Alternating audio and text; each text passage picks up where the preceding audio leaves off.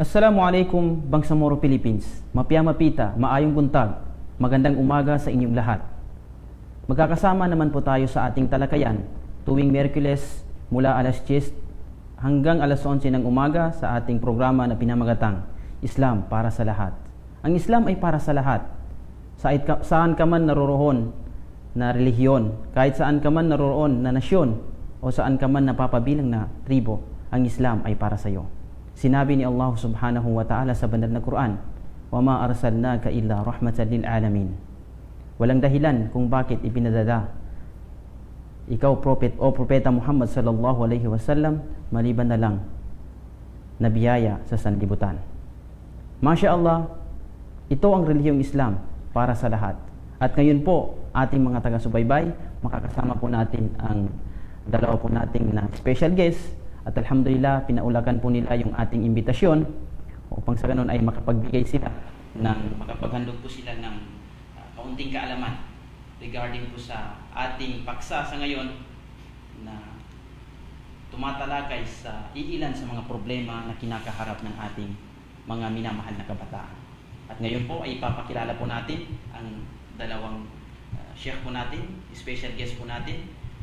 Unang-una po si Sheikh Aminuddin Sampurna. Siya po ay nakapagtapos ng Bachelor of Science and Civil Engineering sa Polytechnic College at nakapagtapos din po siya sa Mahad Al-Ma'arif Educational Center ng Islamic Studies. Sheikh, maaari pong batiin ninyo ang ating taga-subaybay upang sa ganun ay mag-greeting po nito sila at of course para po ma-encourage sila sa ating programa sa ngayon. Alhamdulillahi wassalatu wassalamu ala rasulillah sallallahu alaihi wasallam wa ala alihi wa ashabi wa man tamassaka bisunnatihi ila yaumiddin ma ba'd. Pagkatapos ng pagpupuri sa Allah subhanahu wa ta'ala at pagsalawat sa kanyang sugo si Propeta Muhammad sallallahu alaihi wasallam, gusto muna natin batiin yung lahat ng ating mga viewers ngayon. Assalamualaikum warahmatullahi wabarakatuh. Magandang umaga po sa atin lahat, yung mga taga-subaybay natin dyan, no? Sa Bangsamoro Youth Commission. Dyan din po sa organization natin, Al-Jalis As-Salih Incorporated, Cotabato City Chapter. At sa lahat ng ating mga viewers, maging lalaki man o babae, Assalamualaikum warahmatullahi. Magandang araw po sa atin lahat. Okay. So, mashallah, yun po yung isa sa ating special guest ngayon, si Sheikh Aminuddin Sampurna.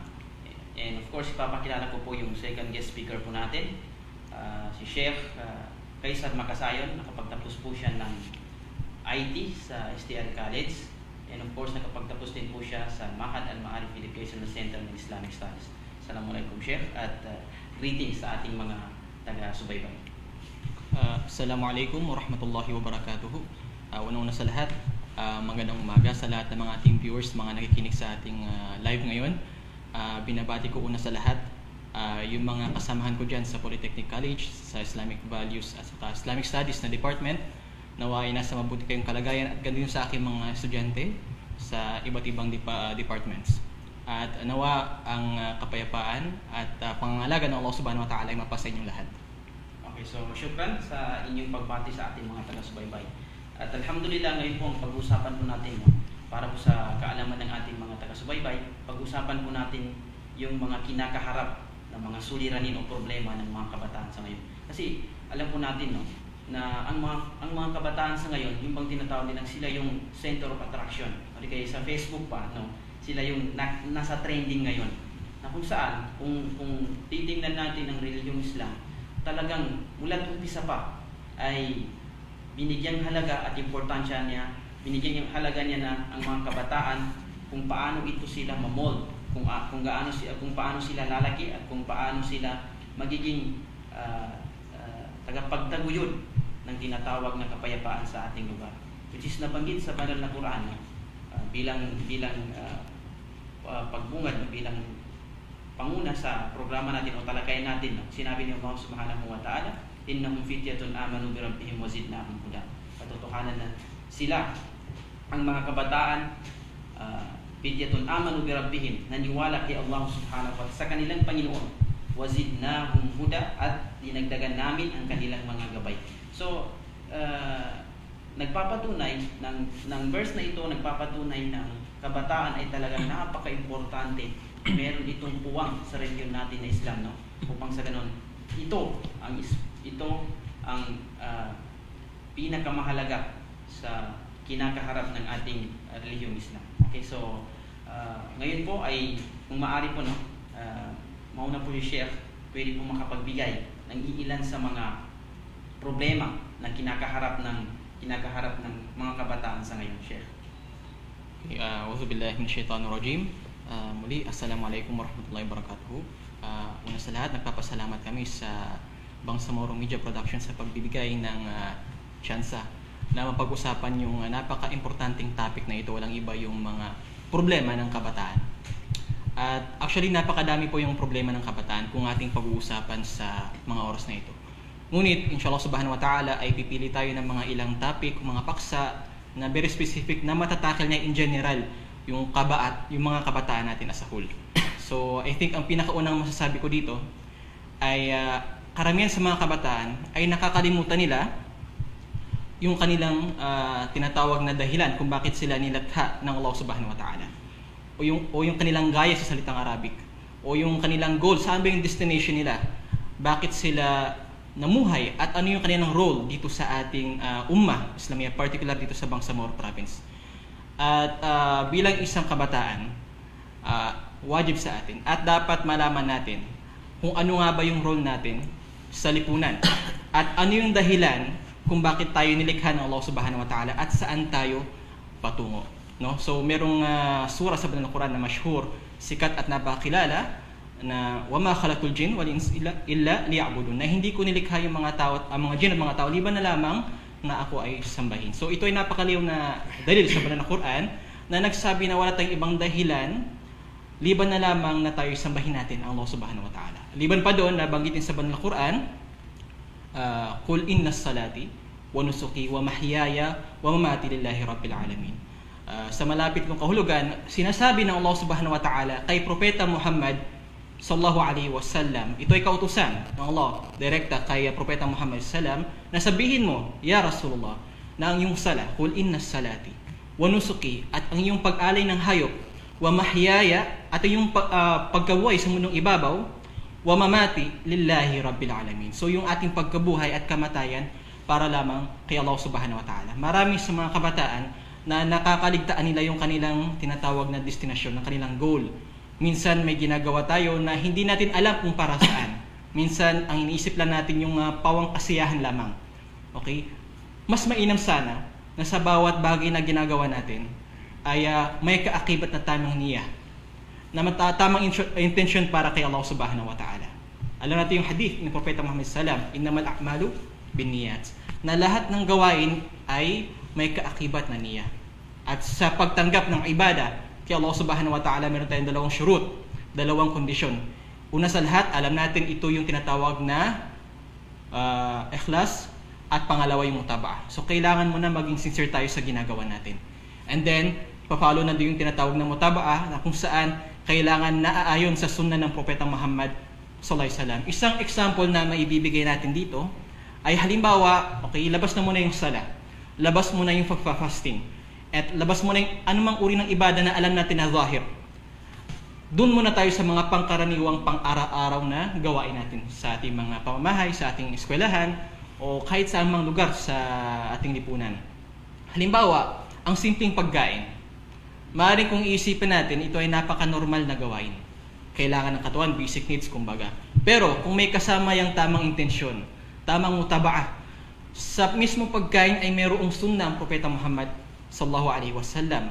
Bago kumain, magsasabi ka ng bismillah at gagamitin ang kanang kamay. At kapag ang niya mo, no, yung sa magagandang niya sa pagkain ay halimbawa kakain ka, nang sa ganun magkaroon ka ng lakas, at yung lakas na yun ay magagamit mo ng ibada para kay Allah subhanahu wa ta'ala. So bil aks, may mga kabataan din naman na gumagawa ng mga sayyats, mga hindi kaaya-ayang mga bagay, na kung saan kahit anong tamang niya ang gawin natin dito.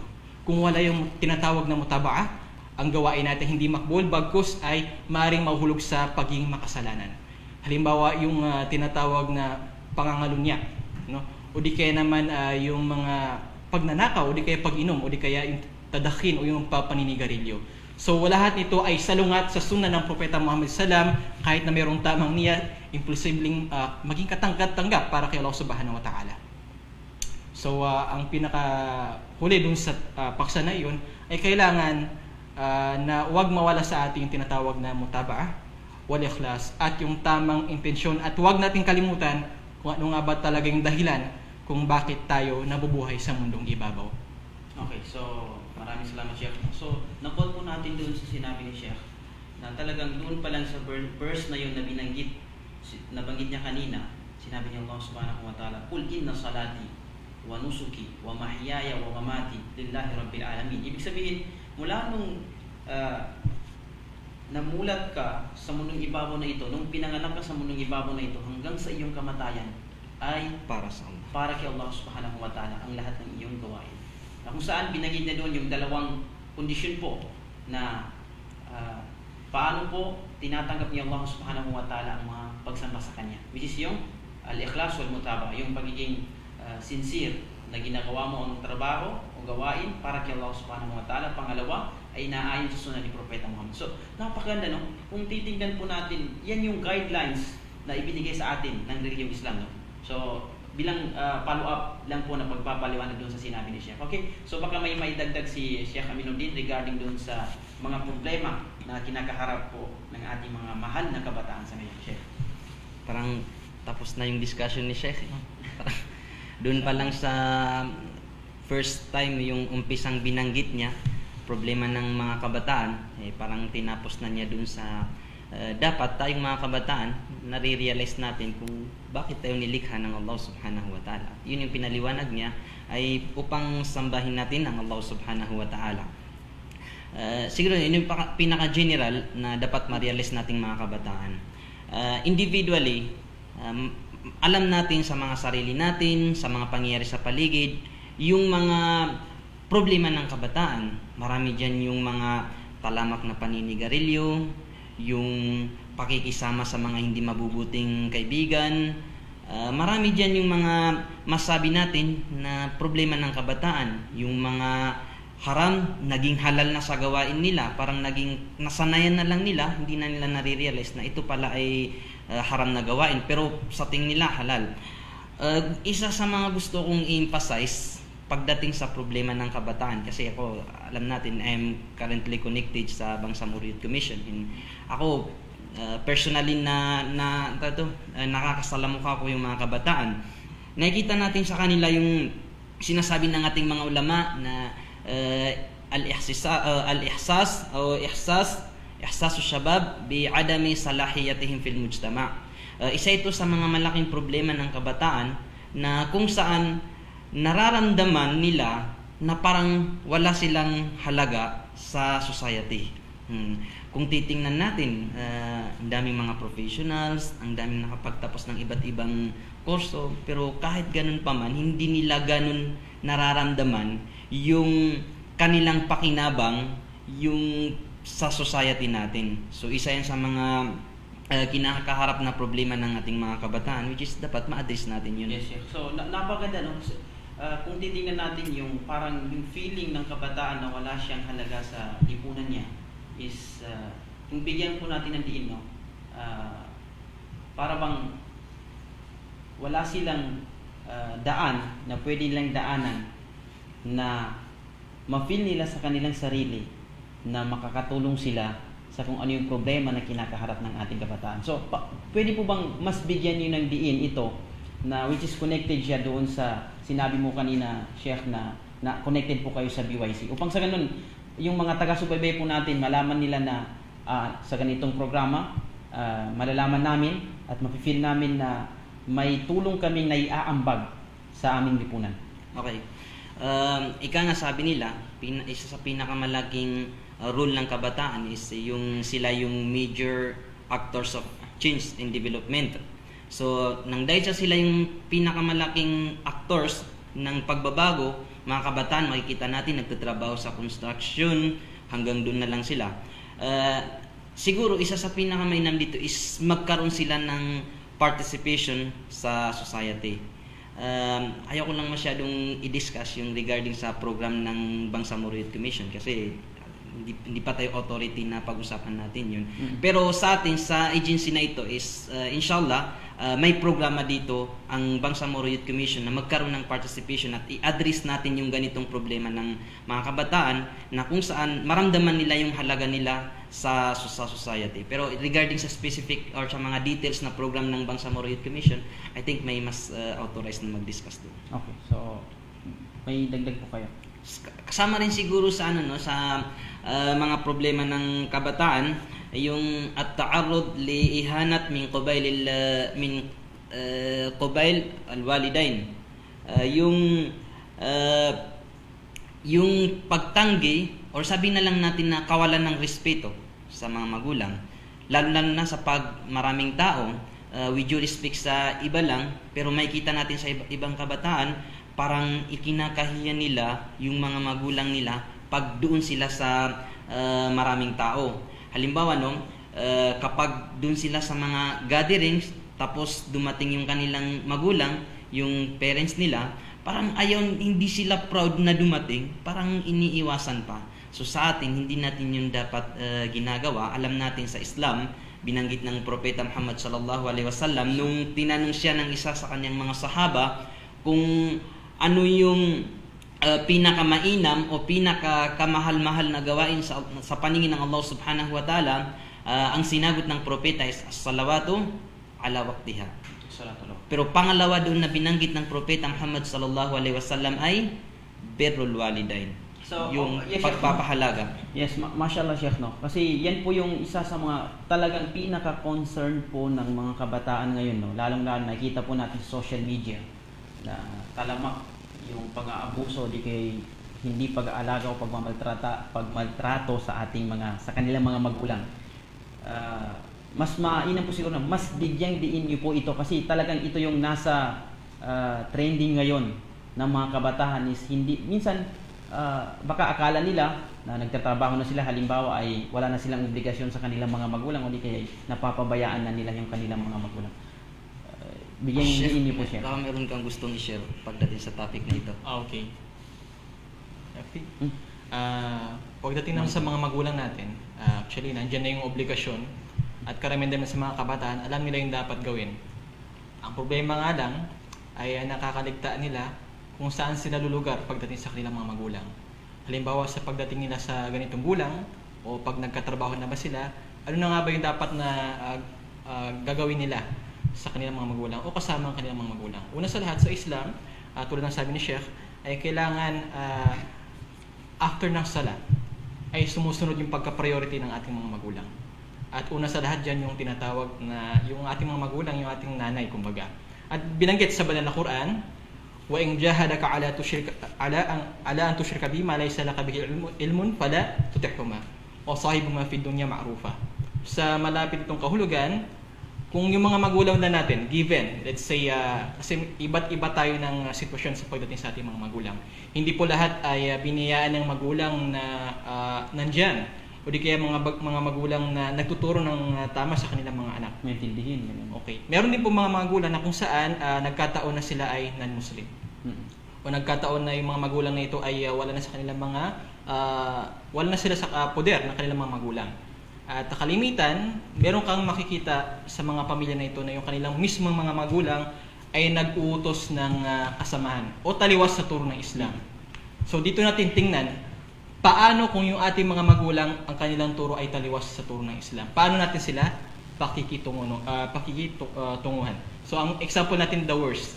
Okay? So kung example ang worst, makakuha natin yung pinaka-normal na sitwasyon sa pamilya.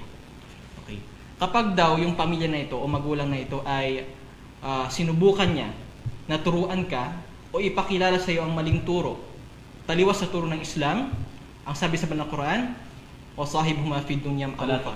Fala tutihuma. Una sa lahat ay wag mo silang sundin. Okay? Wag mo silang sundin, walang problema doon kasi yun ay taliwas sa turo ng Islam. Ngunit wasahibhuma fid dunya ma'rufa. Ngunit sila ay pakisamahan mo Sa mundong ibabaw, kung ano yung nararapat para sa kanila. Kung ano yung karapatan nila bilang isang magulang, huwag mong ipagkait sa kanila. So, karapatan nila na magkaroon ng connection sa pagitan ninyo. Karapatan nila na tustusan sila kung wala silang pangtustos. Na suportahan sila kung sila ay nahihirapan sa kanilang pamumuhay. Okay, so mashallah Sheikh, no. Doon sa nabanggit mo kanina Sheikh, no, regarding doon sa hadith, no, pwede pong maisalaysay po ninyo kung bakit sinunod ni Propeta Muhammad sallallahu alaihi wasallam doon sa pinakamagandang gawain ay binanggit niya first is yung pagsasala at sinunod niya yung pagmamahal sa dalawang magulang. Okay. Dahil ganun kahalaga or ganun pinapahalagahan ng Islam o ang Allah subhanahu wa ta'ala ang ating mga magulang. Ang in a very short na yun yung sagot doon kung bakit isinunod ng Allah subhanahu wa ta'ala. Kailangan maging mabuti tayo sa kanila, yung pakikitungo natin sa kanila, anuman yung marating natin sa buhay, maging professional man tayo, maging engineer, attorney, doktor, hindi natin pwedeng kalimutan yung ating mga magulang.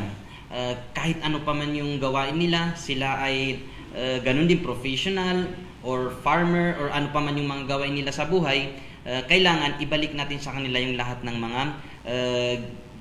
mga naitulong nila sa atin. Dahil ang ating mga magulang, sila yung pinakaunang nagsasacrifice para sa atin. Ika nga, kahit hindi sila makakain, mapaaral lang nila tayo, mabigay lang nila sa atin yung pangangailangan natin. Okay, so pwede po bang magbigay kayo ng mga karapatan ng mga magulang, no? Kasi talagang minsan yung iba, akala nila na namatay na yung kanilang mga magulang is hanggang doon lang yung karapatan ng mga magulang sa kanila. So, pwede po bang mas bigyan din niyo po at isalaysay kung ano ba talaga yung karapatan ng mga magulang sa ating na mga anak nila? And of course, hanggang dito lang ba sa munong ibabaw ito? O hanggang sa araw ng paghukom ay may karapatan pa rin sila sa atin? Yes. Okay. Maraming mga karapatan sa atin ng ating mga magulang, yung pagsunod sa kanila, yung pagrespeto, lahat. Marami dyan, yung ibalik natin sa kanila, yung mga naitulong din na sa atin, although hindi naman nila sinisingil sa atin. Pero ang pinakagusto ko emphasize dito ay yung sinabi ng Propeta Muhammad sallallahu alaihi wasallam. Sabi niya, "Idza mata ibnu Adam, inqata'a amaluhu illa min thalatha." Sabi ng Propeta Muhammad sallallahu alaihi wasallam, pag namatay na yung pamilya ni Adam, putol na rin ang lahat ng kanyang mga gawain maliban sa tatlo. At yung tatlong ito, isa dito yung tungkol sa ating mga magulang. Bakit? Sa papanong paraan? Sinabi ng propeta, wag na natin banggitin yung dalawa, no? Kasi hindi naman siya connected sa topic natin. Sinabi ng propeta, "Awaladin salih yad'u lahu." Pangatlo yun sa sinabi ng propeta na hindi napuputol na gawain ng isang tao. Na kung saan, kung mayroon kang anak na mabuti na ipinapanalangin kanya. Halimbawa, ako, mayroon akong anak pero wala pa tayong asawa. Halimbawa lang naman. Mayroon akong anak na mabuti at yung anak ko ay ipinapanalangin niya ako. So, ibig sabihin, karapatan ko yun sa kanya na always niya ako isali sa kanyang panalangin. Kahit patay na ako, kahit wala na ako sa mundong ito, habang nagsasagawa ng pagsamba yung anak ko, siya ay nananalangin para sa akin, ay mayroon akong porsyento dun sa ginagawa niya. Na kung saan dumadating sa akin yung gantimpala ng kanyang ginagawa. Ibig sabihin, in short, para maging wala dun salih tayo, isali natin sa panalangin natin yung ating mga Okay, so yun po yung karapatan, no, Sheikh, no? Nabanggit po ninyo na yun po yung kabilang sa mga karapatan ng mga magulang sa ating o sa kanilang mga anak. Which is, tayong mga kabataan is talagang dapat at nararapat na malaman po natin itong mga rights na ito ng ating mga magulang. Na, of course, yung pag-feel o dapat maramdaman nila na talagang napaka-importante po nila sa ating buhay. No? Pagkatapos noon, doon sa nabanggit ni Sheikh kanina na hadith ni Propeta Muhammad sallallahu alaihi wasallam, na hindi lang pala nagtatapos itong pagmamahal at tinatawag na bir, no? Talagang pag-aalaga sa ating mga magulang dito sa mga ibabaw, kahit pala umanaw na sila, ay kung ang anak na naiwan dito sa mundong ibabaw ay mananatiling ipapanalangin, no, ang kanilang mga magulang, ihingin kay Allah subhanahu wa ta'ala, no, bilang karagdagan sa iyong explanation, Chef, no. Rabbana atina fid dunya hasanah. Ayun na. Allahumma ighfir lana Allahumma dhunubana ighfir li dhunubi wa liwalidayya warhamhum kama rabbayani saghira. Okay, so yan po yung dua na binanggit, tinuro ni Allah Subhanahu wa Ta'ala sa atin sa banal na Quran, which is kung ipagdudua po ito ng anak na naiwan dito sa mundong ibabaw, ay talagang darating ang biyaya o ang tulong na yun o ang dua na yun sa kanyang magulang sa araw ng paghuhukom. So, sa kwento, no, hinggil sa magulang na nakapasok sa impyerno. Masok sa impyerno, pagkatapos nun, para bang nawalan na siya ng pag-asa. Pagkatapos nun, may isang anghel na kumuha sa kanya at hinawon siya doon sa impyerno na yun. So tinanong siya, bakit ganun, no? Doon sa tawag dito, adab. Doon sa adab na yon na pinato sa kanya ni Allah Subhanahu wa Ta'ala. Pagkatapos nagtanong siya, bakit ako naahon doon sa adab na yun na ipinato ni Allah Subhanahu wa Ta'ala sa akin? At yun babanggitin ng anghel na yun na meron siyang anak sa mundo which is nagdudua para sa kanya. So yan po ay kabilang o nararapat sa mga kabataan na malaman po natin. Okay, so and of course kasama rin mahal natin Sheikh, no? Kasama rin sa trending ngayon is yung tinatawag na peers, no? Yung pagpili ng kasama o yung kinakaibigan, no? Talagang yan po yung minsan na kinakaharap ng mga kabataan ngayon ay napupunta sila sa mga kaibigan na which is hindi ito kaaya-aya sa paningin ni Allah Subhanahu wa Ta'ala. Okay. Pwede po bang may paliwanag niyo siya? Okay, so simulan ko na lang din tatapusin ni Sheikh inshallah subhanahu wa ta'ala. So yung mga peers, no, mga kasamahan natin sa ating paligid, no. So in short, yung mga kabarkada natin, mga kaibigan natin. So ano nga ba yung epekto nito sa atin bilang sa ating pagkatao at syempre na rin doon sa mga tao na nasa palibot natin, kabilang yung mga pamilya natin. So mayroong hadith ang Propeta Muhammad sallallahu alaihi wasallam patungkol dito, sabi niya, al-mar'u ala dini khalilih, falyanzur ahadakum may yukhalil. Sa malapit nitong kahulugan, ang isang tao daw, isang nilalang, ay ang kanyang pananampalataya ay nakabase o naapektuhan ng mga tao nasa paligid niya o mga kaibigan niya. At marapat, itong payo ng Propeta Muhammad sallallahu alaihi wasallam, at marapat na tingnan natin kung sino yung ating kinakasama o sino yung ating mga kinakaibigan. Kasi ito yung nagsisilbing mirror, no? O doon nung masasabi na kung ano yung ginagawa ng kasama ko ay malapit na ito rin yung aking ginagawa ayon sa hadith ng Propeta Muhammad sallallahu alaihi wasallam. At dapat bawat isa sa atin para masagot ang tanong na ito, yung tanong na man anta, sino ka? Kung gusto mong masagot yung katanungan na sino nga ba ako, tingnan mo yung mga kaibigan, sino sila. So ano ba saan kayo nagtitipon-tipon? Anong ginagawa nyo? Anong pinagtatawanan nyo? Ano ang mga bagay na nagiging dahilan para maging malungkot kayo o para maging masaya kayo? So, yung mga katanungan na ito ay dapat masagot natin isa-isa. At kung ito ay papunta sa mga bagay na kinamumuhian ng Allah Subhanahu wa Ta'ala, walang duda na ikaw ay naligaw. At kung naman yung sagot sa mga katanungan na ito, halimbawa yung kasiyahan, ikaw ay nagiging masaya at yung mga barkada kapag pagdating ng Eid. Pero kung ikaw ay naging masaya sa pagdating halimbawa ng mga banda sa Cotabato City at makikipag-concert ka, so malamang ganun ka na rin at malapit ka sa katangian nila. So check yourself at yung mga kasamahan ninyo. At ang malinaw, para mas makilala yung sarili, ulitin ko, ay tingnan nyo ang inyong mga kasamahan, saan kayo nagiging masaya, saan kayo magiging malungkot, at ito magiging masayahan. Kung ito ba ay mga bagay na kinalulugdan ng Allah Subhanahu wa Ta'ala, mga bagay na kinamumuhian niya. Okay, so mashallah Sheikh, no? Nagbigay ko ng salaysay regarding doon sa dapat natin kaibigan. At inshallah, mas bibigyan din po natin inshallah ang ating talakayan sa kapiling natin ang yung Sheikh natin, si Sheikh Aminuddin, after pagkatapos ng ilang sandali inshallah subhanahu wa ta'ala.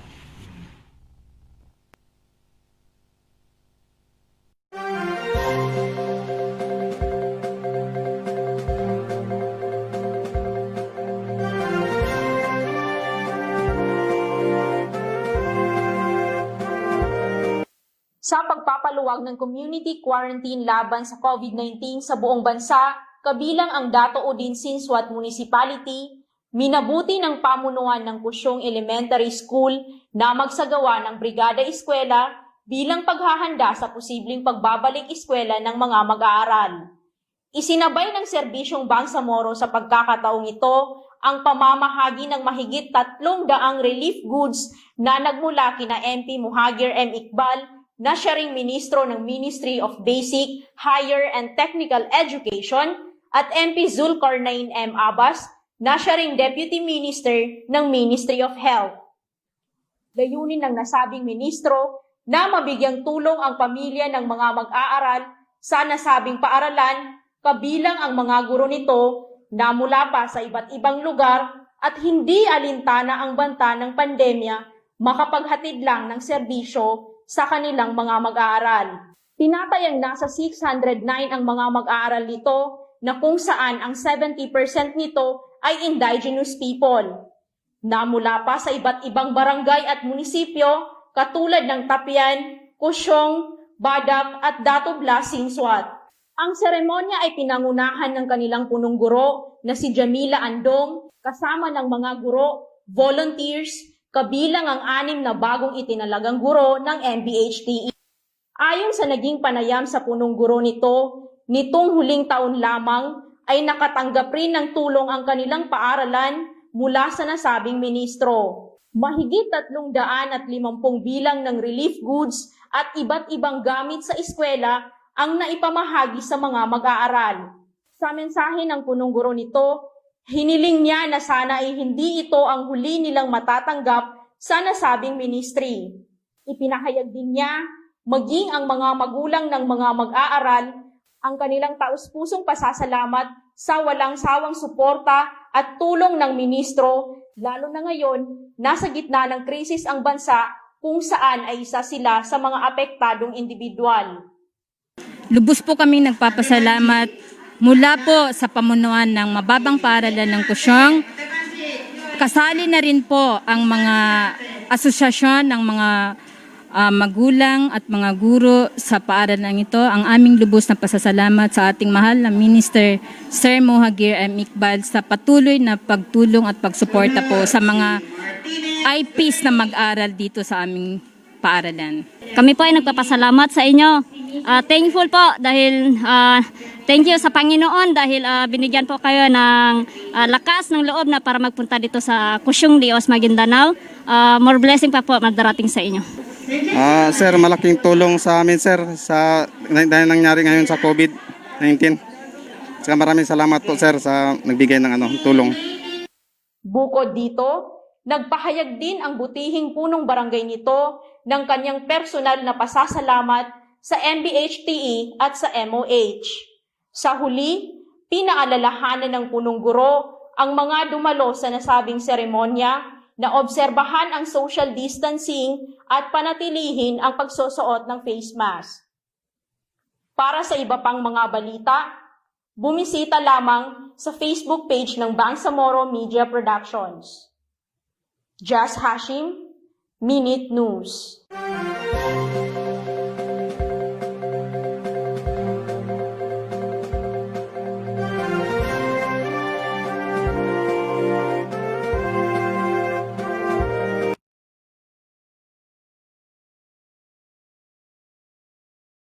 Bangsamoro, Philippines. Tayo po ay nagbabalik sa ating talakayan patungkol sa mga iilan sa mga problema na kinakaharap ng ating mga minamahal na kabataan. Masya Allah. So kanina po natalakay po natin yung ano ba yung problema sa mga kaibigan o kinakaharap na problema. So, hindi naman pwedeng sabihin na problema sa kaibigan. Yung mga relasyon sa mga barkada at mga kaibigan po natin. So, naisalaysay po ni Sheikh kanina yung regarding po sa nakikita mo ang iyong sarili.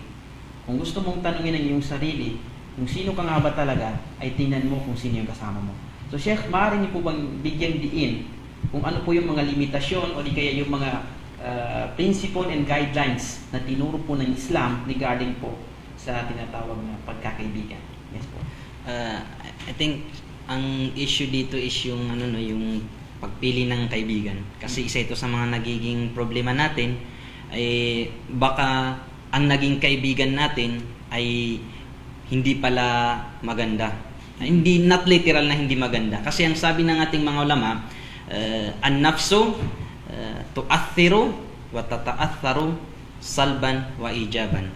Sinabi ng ating mga ulama na ang mga sarili natin ay mayroon siyang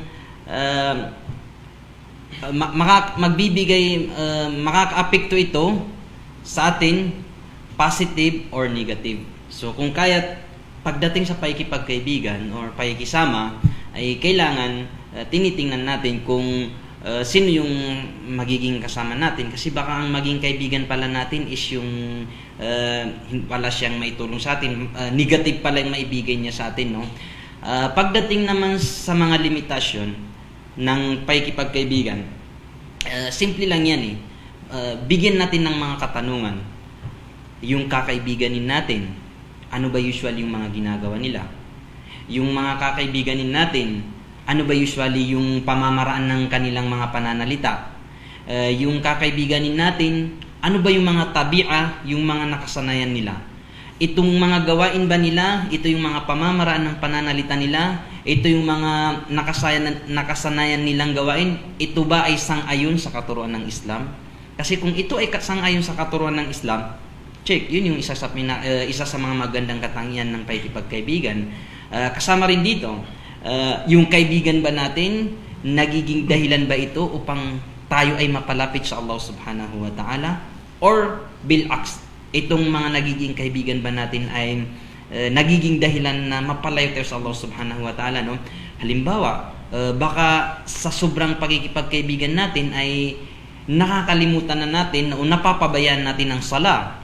Waktu duhur, 1 PM na, 2 PM na, 3 PM na, nakalimutan natin, duhur pala, nang dahil lang sa nabisi tayo sa mga kasamahan natin. So, isa yan sa mga guidelines kung paano natin mapili yung mga kaibigan natin. Okay, so, no, based dun sa nabanggit mo kanina, Sheikh, no, talagang ang limitasyon na nilagay sa atin ng Religion Islam, Sheikh Kaisa, is kung itong mga kaibigan na ito ay ang mga gawain nila ay hindi ito taliwas sa kung ano yung utos ni Allah subhanahu wa ta'ala o utos ng Religion Islam, ay yun yung piliin natin.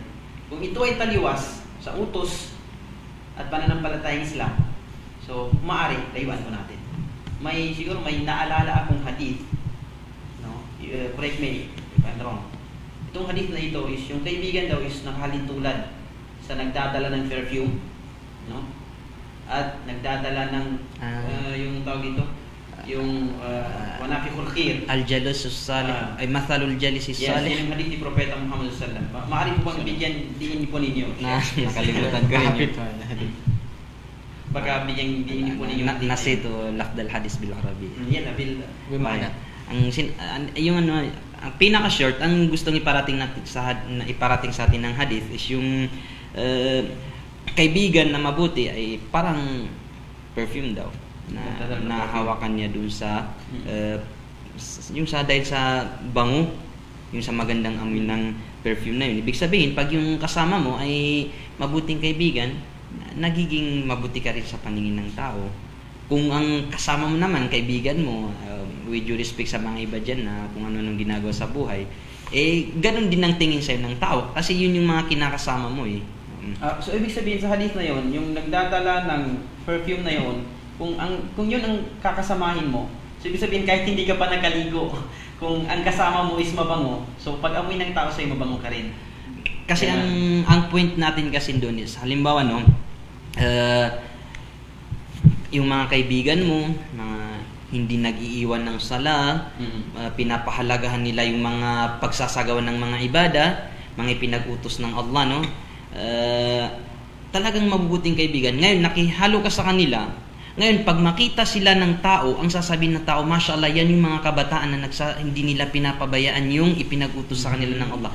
So, nasali ka doon sa kanila. So, yun yung point doon na nahawa ka sa kanilang magandang gawin. Okay, so yun pala yung buod ng hadith na yun. So, kabaligtaran noon, ano yung continuation ng hadith, Sheikh, na yung wal jalisuso, yung kasama mong masama ang gawain is para pang tinalintulad ni Propeta Muhammad sallallahu alaihi wasallam yung gumagawa, ito goldsmith ba yun, blacksmith, na yung nagbubuga ng apoy o di kaya usok na maitim.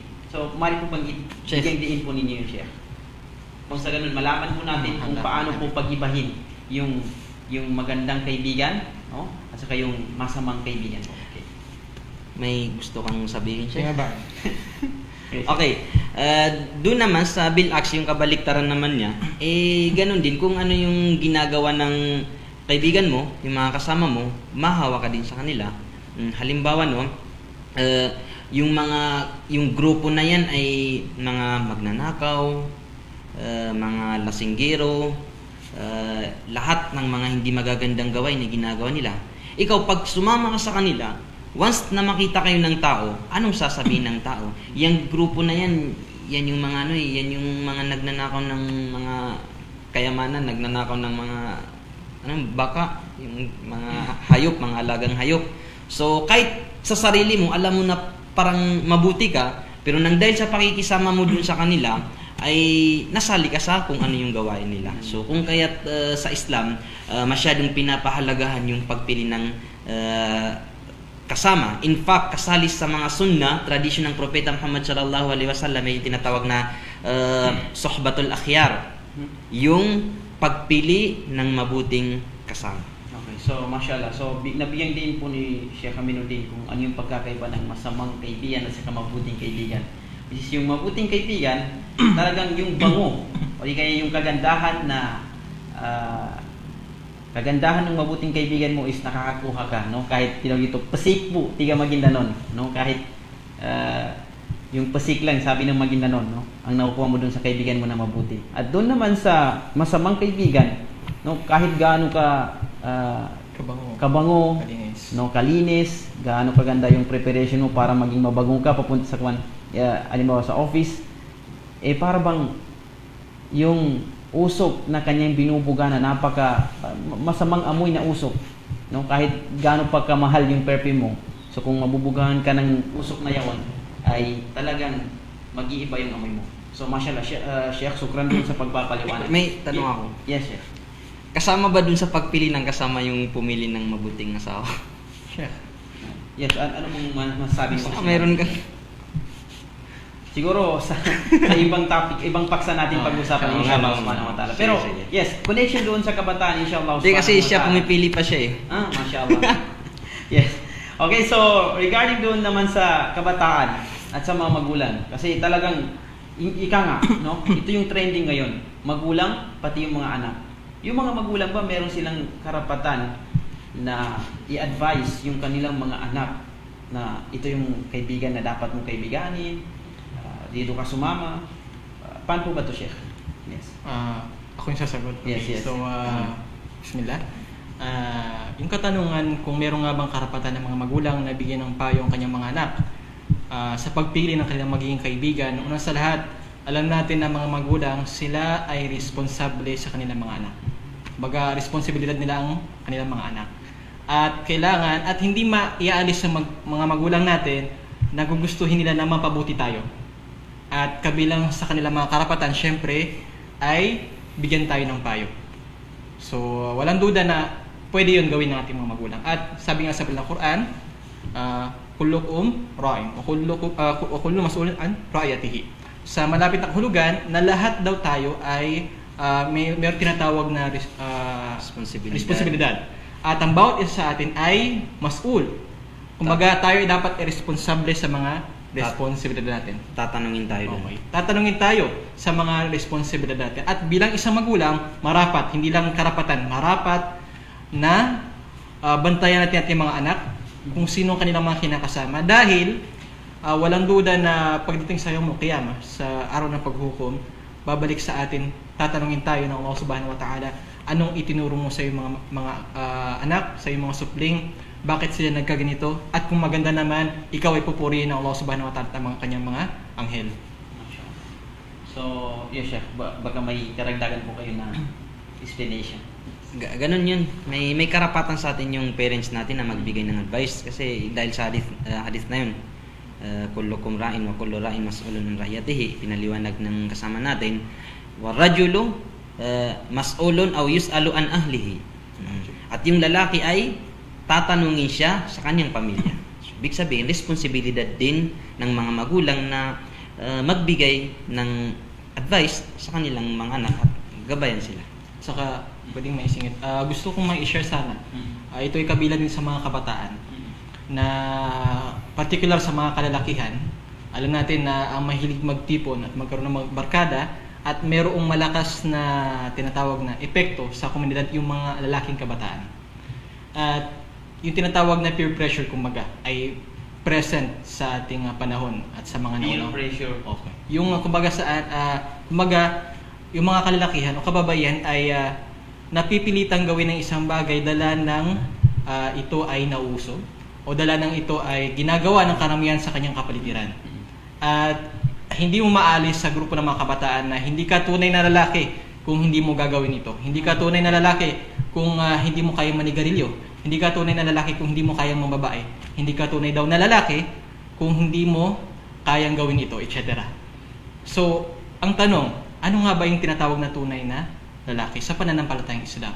So, dapat marapat na malaman natin to upang hindi tayo mapilitan na gawin yung mga bagay na ito. Kasi meron tayong guide sa banal na Quran. Ano nga ba yung tinatawag na tunay na kalalakihan sa pananampalatayang Islam? Sabi sa banal na Quran, Rijalun la tul'ihim tijaratun wala bay'un an dhikrillah. Ang mga tunay daw na kalalakihan, sila yaong hindi nagpapatinag, hindi nagpapaabala sa tinatawag na tijara. Pag sabing tijara, kasi sa banal na Quran, ito yung nagagamit sa makamundong bagay o pamumuhay natin sa mundong ibabaw. So anything na pamumuhay natin sa mundong ibabaw, yung reason na ito ay hindi magiging dahilan, okay, na kung saan may sasacrifice natin, maantala yung pagsamba kay Allah subhanahu wa ta'ala. Ang dhikrila, unang-una sa lahat yung pag-alala kay Allah subhanahu wa ta'ala. Okay? Wa ikamis sala, at yung pagtayo sa sala, at yung pagbigay naman ng zakah, wa ita'i zakah. Pangalawa, yakhafuna, ang mga tunay na lalaki na tatakot. Yakhafuna, okay? Yakhafuna yawman tatakallabu fihi qulub wal absar. Okay. Yung mga tunay na kalalakihan daw ay natatakot sila sa pagdating ng araw na kung saan ang mga puso ay mababaliktad sa takot at ang mga mata ay mababaliktad sa takot. Ito yung Yawmul Qiyamah. So ang tunay na lalaki ay pinaghahandaan yung Yawmul Qiyamah. Ang tunay na lalaki ay hindi nagpapatinag sa makamundong bagay, makamundong dahilan. Bagkus siya ay nagpapatuloy sa pag-alala kay Allah subhanahu wa ta'ala nang hindi pinapakinggan ang sinasabi ng karamihan. Ito yung tinasabi natin na tunay na pagpapakatao.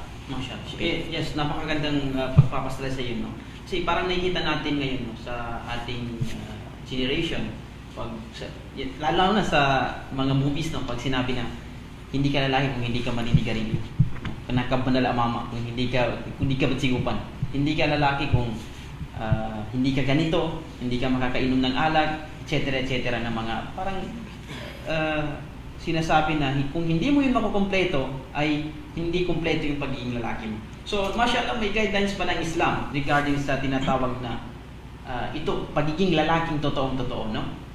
Bigyan salaysay natin ng konti, review natin ng konti kanina, na hindi matitinag ng makamundong bagay. Hindi niya isasakripisyo yung pagsamba niya kay Allah subhanahu wa ta'ala sa mga makamundong bagay. Pag-alala kay Allah sa makamundong bagay. At meron siyang preparation sa araw ng paghuhukom. Okay, Chef? Actually, yung ganong issue o yung ganong problema, nagre-result siya ng another problema ng kabataan. Yun yung nawawala yung sinasabing al-i'tizaz bid-din wa shakhsiyah. Yung nang dahil dun sa pagsunod natin sa uso, kung ano yung mga nagiging uso ngayon, na kahit hindi nasang-ayon sa katuruan ng Islam, with due respect sa mga kababaihan natin, or even sa mga kalakihan, yung pananamit na nakikita na yung aura, nang dahil sa ito yung uso, bahala nang nakikita ang aura, ginagawa nila to, itong sinusot nila, nang dahil doon ay ang isa pang problemang nakikita natin sa kabataan ay yung sinasabi natin na al-i'tizaz bid-din wa shakhsiyah. Yung nawawala yung pagmamalaki in a positive way, yung pride natin sa ating relihiyon at saka sa ating mga sarili, na kung saan ang relihiyon natin ay nagbigay ng guidelines sa paano tayo manamit, kailangan hindi nakikita yung aura natin, sa mga kababaihan. Ganun din, ito yung guidelines ng pananamit nila, takpan yung mga aura natin. Pero nang dahil dun sa pagsunod sa uso na yun, nawala yung kanilang pride sa din nila, sa relihiyon nila, at ito yung sinusunod nila. Yes, Marshal. That's another problem. Tama po yun, Chef, no? So sa tingin niyo po ba, no? Sa tingin niyo po ba na itong mga ganitong mga influences, meron po bang dahilan, meron po bang epekto o dahilan dito ang social media? Dahil po sa ganun ng mga pananamit, halimbawa, maaari po bang, sa tingin niyo po, yung social media is meron pong, siya po yung kabilang sa dahilan kung bakit nagkakaganito yung mga kabataan natin. Yes. Of course, mayroon, no? Oh, Mayroon. Actually, itong pangyayari na ito na yung mga kabataan ay hindi na tinatangkilik, okay, yung kasabihan na hindi na yung mga kabataan natin ng mga Muslim ay hindi na nila tinatangkilik yung sariling atin. Ang sariling atin po yung sunna ng Propeta Muhammad sallallahu alaihi wasallam, wala nang iba. Okay. So nakakaligtaan ng mga kabataan dahil na rin napakalaki ng role po ng social media, ng internet. Dahil dito ay set of information, napakadaming informasyon na pwede nating mahagilap free, anytime, anywhere. At yung pangyayari na ito ay hindi na bago. Kasi sa time pa ng Propeta Muhammad sallam ay nagbigay na siya ng hadith o kasabihan patungkol dito na ito ay mangyari sa hinaharap. Pag-intat yung hadith siya, natatabian na so naman man kana kablikum shibran bi shibrin wa dira'an bi dira'in hatta law dakhalu jahru dabbin la dakhaltumuhum. Sa malapit nitong kahulugan na darating daw yung panahon, sabi ng Propeta Muhammad sallam, na gagayahin natin yung mga tao na nabago sa atin, yung mga people of the books, mga Yahud at mga Nasara, na kung saan inch by inch, shibran bi shibrin. So bawat detalye gagayahin natin. Simula doon sa kulay ng buhok, sa kanilang pananamit, hanggang sa pananalita gagayahin daw natin. Hanggang sa hikaw, kahit na lalaki ka, maghikaw ka rin. Kasi inch by inch gagayahin mo sila. Wadiraan bidiraan, at cubit by cubit. Ibig sabihin, bawat patak ng tubig, ganun kaliit na detalye ay gagayahin natin sila. Ito ay nangyari. Binanggit pa ng Propeta Sallam 1400 years ago. At sabi niya, walaw dakhalu jahru dabbin la dakhaltumuhum. At kahit daw pumasok sila sa lungga na mga hayop na naninirahan sa ilan ng lupa, papasok din kayo ng walang ano-ano, walang tanong-tanong. So ito ay revelasyon ng Propeta Sallam, napakatagal na panahon na at nagpapatunay na siya ang propeta ng Allah Subhanahu wa Ta'ala. Kasi kung hindi totoo, hindi mangyayari sa panahon natin ngayon. Mashallah. So, nung tinanong ang propeta kung sino yung mga tao na yun, ito ba ay ang mga Humul-Yahud o Nasara? Humul-Yahud o Nasara? Sabi ng propeta, paman, sino pa nga ba? Kumbaga, sino pa nga ba yung darating yung panahon na sila yung susundin nyo, mawala na sa inyo yung i'tizaz, yung pride nyo sa inyong mga religion. So, ganun yun. So ganyang point isilalasay ni Propeta Muhammad sallallahu alaihi wasallam kung paano natin gagayahin yung mga binanggit niya, yung mga Hudyo at mga yes, with respect no sa mga Christian natin na yes. So ganun po, diraan bidira wa shibran bi shibr, no? Hanggang sa sinabi niya na kahit papasok sila sa lungga ng bayawak ba yun? Bayawak yung yes nakatira basta sa yung lupa, naninira sa lupa. May butas na maliit, no? Kahit papasok pa sila doon, papasukin yun at gagayahin yun. So, ganun, nung ganun social media, no? Napaka impluensya para itong ng social media na ito, yung Facebook, lahat ng uri ng social media. Pero, for me, no? Baka meron kayong mga idea, no? Mga advice na kung paano natin may counter ito since na hindi natin may iwasan itong tinatawag na awlama o globalization. So, paano natin ito may encounter which is sa paraan na magagamit natin ito in a positive way. Kasi talagang yung mga bagay-bagay talaga may in every coin there's two faces, no? Salban wa ijan. Yes, positive and negative. So, paano natin gagawin? Anong pwede natin gawin mo? Advice po natin sa mga kabataan para po magamit itong social media na ito in a positive way. Pang sa ganun, ma-influensyahan yung mga ibang mga kabataan na may turo sa kanila yung relihiyon, ganitong pananamit, ganito ang magandang pag-ugali. Yes. Ako? Okay. Ika nga sabi nila, take before you click. Pag-isipan muna bago mo i-click. Oo. Kasi ang issue kasi dito, parang another issue na naman is kung paano sa atin nakakapekto yung social media, na which is nagre-resulta ito ng nakakalimutan natin kung ano yung katuruan sa atin ng Islam. Pero napaka-simple lang naman kung paano natin ito ma-encounter. para mawala yung pagte-trend ng mga hindi magagandang post sa social media, edi punuin din natin ng mga magagandang post ang social media para yun yung mag-trending sa atin. Pangalawa, baka may mag-check sa account natin kung ano yung mga post natin doon. Isipin natin na yung mga pinupost natin ay may pakinabang din, may halaga tulad ng pagdadawa. Kasi hindi natin nare-realize na itong mga ganitong kapabayaan, yung influensya sa atin ng social media na which is hindi na natin parang nagagamit na natin siya in a negative way, is another result of the problem of the youth this time. Kumbaga, yung hindi na natin ito nagamit sa tamang paraan ay resulta ito ng isa pang problema ng mga kabataan. Ano ba itong problema ng mga kabataan na ito? Al-ibtiad an majalisil ilmi wad-din.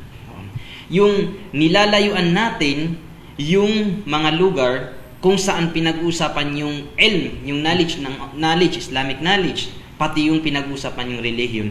Ang point natin dito, kaya nga masyado na tayong naapektuhan ng mga negative na ganito, halimbawa social media, dahil sa hindi natin alam kung ano yung guidelines natin sa Islam. At bakit hindi natin alam yung mga guidelines na yun? Kasi ito yung isa sa mga problema natin na nilalayuan natin yung mga lugar kung saan dinidiscuss yung kaalaman ng Islam. Halimbawa, may mga symposium, may mga Islamic lecture, kakaunti lamang yung engagement natin, yung participation natin dito. Napapabayaan natin, hindi tayo ganun nakiki-engage dito sa mga Islamic programs na ito, na kung saan dapat doon natin malalaman kung ano yung katuruan ng Islam at yung guidelines ng Islam at yung mga limitation ng Islam sa mga gawain natin sa daily lives natin. Okay, so mashallah, to summary yung sinabi niyo po kanina ng Sheikh, dalawa, na pakaingatan po natin kung ano po yung nababasa natin sa social media. Hindi po lahat yung nababasa natin is totoo, at ito po ay pinapahintulutan ng religion natin na Islam. And of course, may sabi na yung social media is mas higit pa yan sa isang bala. Isang bala, pwedeng matama niya isang tao lang. O paramihin natin, 2 tao. Pero itong post mo na ito na isa, pwedeng aabot yan sa Amerika, Saudi Arabia, sa ano dyan. Kung ano yung post mo dyan na masama, at ang makakabasa nito is mas parang negative din yung nasa isipan niya, hindi maganda yung kanyang pag-unawa, is talagang hindi maganda yung pag-unawa niya sa nabasa niya. So kaya nga po, advice po natin sa ating mga kabataan na yung social media po natin, marami po tayong mga mangangaral at open po ito na pag-aralan po natin ito sa social media. Pero may mga mangangaral po dyan na pwedeng sabihin natin na ito ay taliwas sa pananampalatayang Islam. Na yun din po ay dapat din nating pakaingatan. Kasi hindi lahat ng mangangaral sa social media ay dinadala tayo sa tamang daan. Okay, so yun po yung pakakaingatan natin. So, alam po natin kung paano natin pag-iba-ibahin yan. At ang pinaka-advice po is talagang yung kabataan, kung maaari lang pumunta sa madrasa upang mag-aral ng relihiyon ng ating Islam. Okay, so alas 11 na po, dahil hanggang alas 11 na po yung ating programa. At bago po tayo magtatapos, inshallah subhanahu wa ta'ala, Last message. Okay, pwede.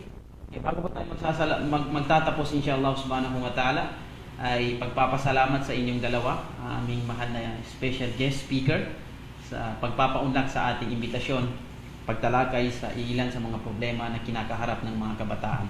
So, syukran kathir. At of course, bilang panara, pagwawakas, bago po isara itong programa natin, baka may mga last message po kayo sa ating mga viewers. Okay, so una sa lahat, salamat din sa pag-invite nyo sa amin dito sa inyong media production. At bilang panghuling mensahe, una sa lahat, nagpapasalamat kami sa lahat ng mga nanonood at sumusuporta sa Bangsamoro Media Production. Nawa ay magpatuloy pa kayo sa inyong pagsuporta at pagtangkilik dito. At gusto ko magtapos sa ayat ng banal na Quran. Sabi ng Allah subhanahu wa ta'ala, wa man aqrada an dhikri fa inna lahu ma'ishatan dhanqa. Sabi ng Allah subhanahu wa ta'ala na kung sino daw yung kamuhian niya o mawala ng gana o hindi niya tangkilitin ang turo ng Islam, ay katotohanan na mamumuhay siya sa mundong ibabaw na mahirap na pamumuhay. At kung gusto natin na mabuting pamumuhay, kailangan nating tangkilikin ang Islam at matuto sa mga turo na ito. Shukran. Assalamualaikum. Sa akin naman, gusto kong tapusin yung, sayang no, parang marami pa tayong dapat i-discuss. No? Pero gusto kong tapusin ito sa isang sinabi ng Propeta Muhammad sallallahu alaihi wasallam, fa inni qad taraktu fiikum shay'ain ma in tamassaktum bihima lan tadillu ba'di abada. Kitab Allah wa sunnati. Sinabi ng Propeta Muhammad sallallahu alaihi wasallam, before siya mamatay, sabi niya, katotohanan, iniwan ko sa inyo yung dalawang bagay na kapag ito ang pinanghawakan nyo ay hindi kayo mawawala. So tayo mga kabataan, para hindi tayo magka-problema, hindi tayo mawala sa landas ng Islam, panghawakan natin yung dalawang bagay na ito at gawin nating guidelines. Ano ito? Kitabullah, yung Quran, at saka yung Sunnah, yung hadith ng Propeta Muhammad sallallahu alaihi wasallam. So ika nga sabi ng ating mga ulama, idha aradta tuma'nina was sa'ada fa alayka bil Qur'ani was Sunnah wat tadabbur wal amal.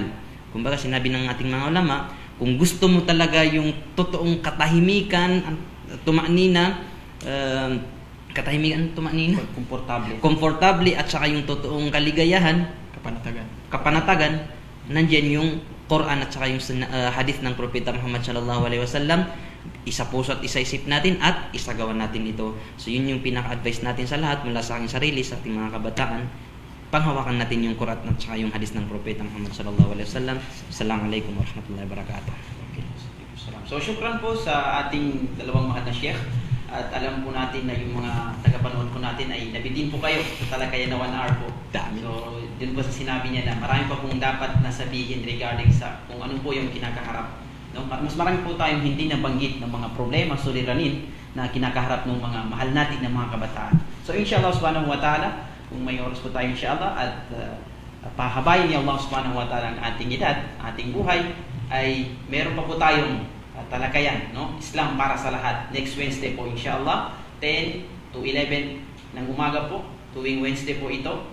Abangan din po ninyo dito sa Bangsamoro Media Production. And of course, nagpapasalamat po at pasasalamat, napakaraming pasalamat sa ating mga taga-subaybay at walang sawang pagsubaybay sa Bangsamoro Media Production at sa mga programa nito.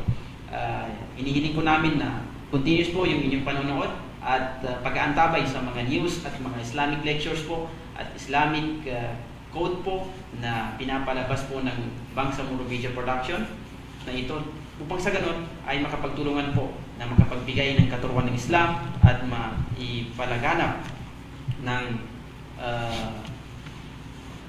magpapalaganap ng reliyong Islam. Okay, so inshallah pwede po kayong magkomento o mag-comment sa ating comment section kung ano po yung gusto niyo mga topic na pag-uusapan po natin, which is yung nakikita po ninyo na trending po ito sa social media o di kaya rampant po ito sa inyong lipunan upang sa ganun ay mabigyan linaw po natin ito sa kung ano po yung katuruan ng reliyong Islam.